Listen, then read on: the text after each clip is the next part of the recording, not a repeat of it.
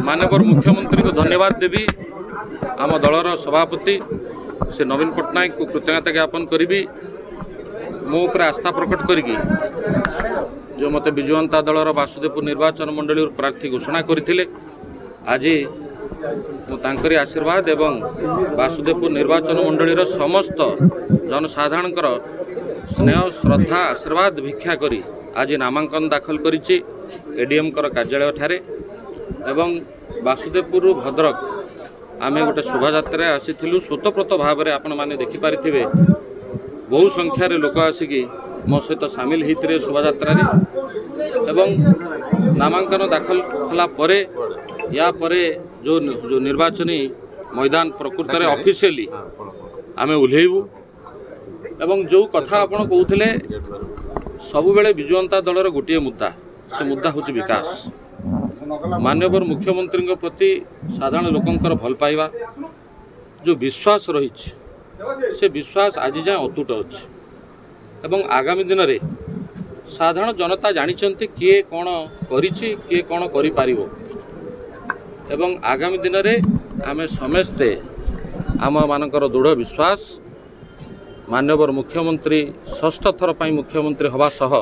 विजु जनता दलर सरकार हब एवं वासुदेवपुर निर्वाचन मंडली रे जो आशीर्वाद स्नेह श्रद्धा देकी मते 5 वर्ष साधारण जनता सुजोग देइथिले तांकर सेवा करिवार मु मध्य आपण चेष्टा करिकी बहु गुड़िए समस्यार समाधान करबा पई सक्षम हेछि एवं आगामी दिन में जहाँ किछि अछि ताहा मध्य आमे ताकू पूर्ण करिवु लोक जानिचंती किए करिछि एवं किए करि पारिबो को दल ग्यारंटी देले भी तार मूल्य रहिबो नाही एवं को दल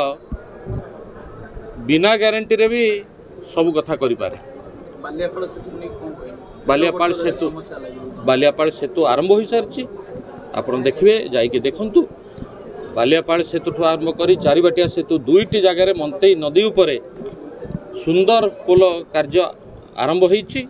आपण जातु देखिए एवं जो बड़ बड़ प्रकल्प इरम माटीर उन्नतीकरण कहतु चारिबाटिया गांधी स्मृति पीठर उन्नतीकरण कहतु बस स्टैंड कहतु इंडोर स्टेडियम कहतु लाइब्रेरी कहतु स्मार्ट पार्क कहतु एवं जो रोड गुड़िक किछि ग्रामांचल रे बहु पाड़ अंचल गुड़िक रोडर असुविधा थिला ताकू मध्य आमे पूर्ण करबा पई सक्षम हेचु आउ जहाँ किछि बाकी रही निश्चित भाव में माननीय मुख्यमंत्री एवं विजु जनता दलर सरकार रे यह संभव आमे निश्चित भाव में पूर्ण करिवु एवं साधारण लोकंकर भरोसा विश्वास आम प्रति अच्छी आगामी निर्वाचन रे से साधारण जनतांकर आशीर्वाद रे आमे निश्चित भाव में विजय लाभ करिवु एथरे संदेह नहीं।